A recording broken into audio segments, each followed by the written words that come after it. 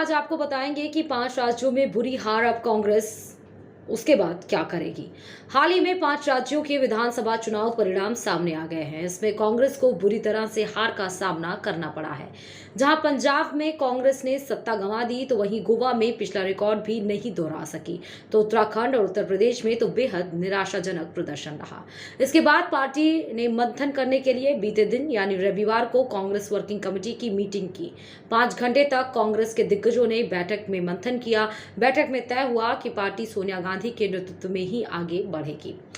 राहुल इस पर बोले कि हमारा उद्देश्य साफ होना चाहिए। राहुल गांधी ने बैठक में कहा कि ये बात स्पष्ट होनी चाहिए कि हमारा उद्देश्य क्या है और हम लोगों तक क्या पहुंचाएंगे। हमें अलग अलग राज्यों के लिए अलग अलग रणनीति बनाने की जरूरत है। उन्होंने ये भी कहा कि भाजपा निहित स्वार्थों के लिए चुनाव लड़ रही है। हम पारंपरिक तरीके से लड़ रहे हैं। हमें उम्मीदवार व्यक्तियों के रूप में नहीं, एक पार्टी के रूप में लड़ना चाहिए।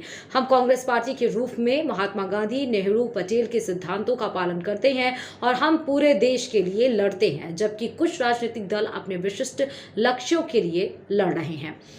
सूत्रों के अनुसार भी ये खबर है कि जहां पर पूर्व केंद्रीय मंत्री और कांग्रेस के वरिष्ठ नेता गुलाम नबी आजाद ने कहा कि कांग्रेस को संभावित गठबंधन सहयोगियों का पता लगाना चाहिए और गठबंधन की रणनीति तय करनी चाहिए।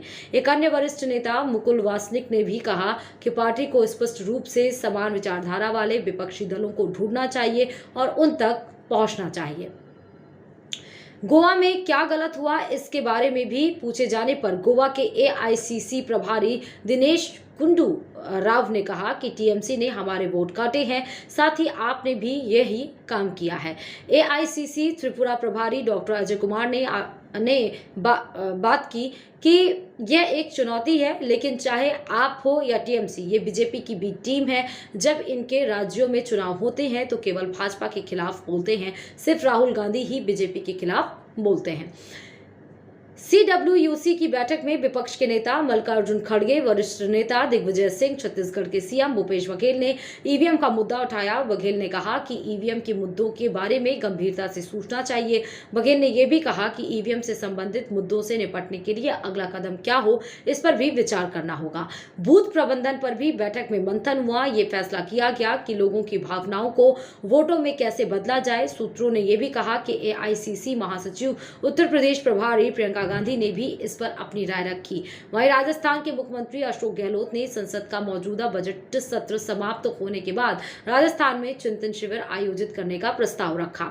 एआईसीसी महासचिव प्रभारी केसी वेणुगोपाल ने कहा कि कांग्रेस अध्यक्ष सोनिया गांधी संगठन को सुधारने और मजबूत करने के लिए तत्काल सुधार के निर्देश दिए हैं। आने वाले दिनों में कांग्रेस संगठन में सुधार के लिए पूरी तरह तैयारी हो रही है।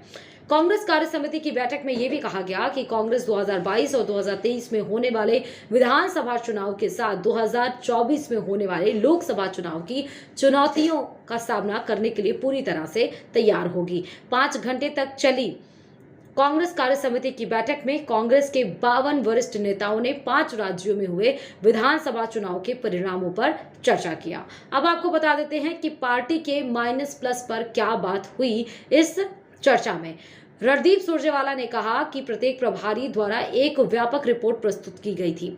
इसमें पार्टी के प्लस और माइनस बताए गए। पार्टी को कहां मजबूत करने की जरूरत है, क्या ठीक करने की जरूरत है और भविष्य के लिए क्या सुधार होना चाहिए, इस पर भी मंथन फिलहाल किया गया है।